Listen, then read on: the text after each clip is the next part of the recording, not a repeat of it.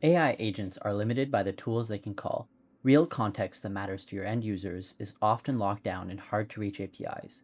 Giving agents reliable access to these is time consuming and hard to do at scale. I'm showing you a preview of the upcoming Airbyte Agent Engine. This platform provides your agents with search infrastructure needed for faster, more reliable responses to your end users. On the screen here, you see a dashboard of all recent queries enabled by the engine. Each item in the list refers to an end user that got a faster, more accurate response.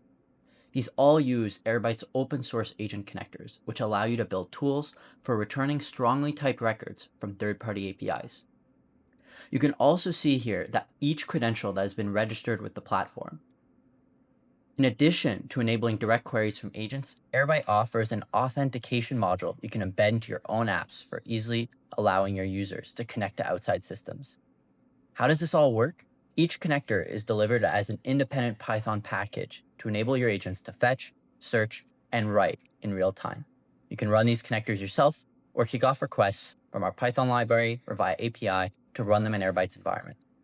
To get started with all this, you can follow the setup guide on your documentation that you're seeing here, or check out our Airbyte Agent Connectors repo on GitHub.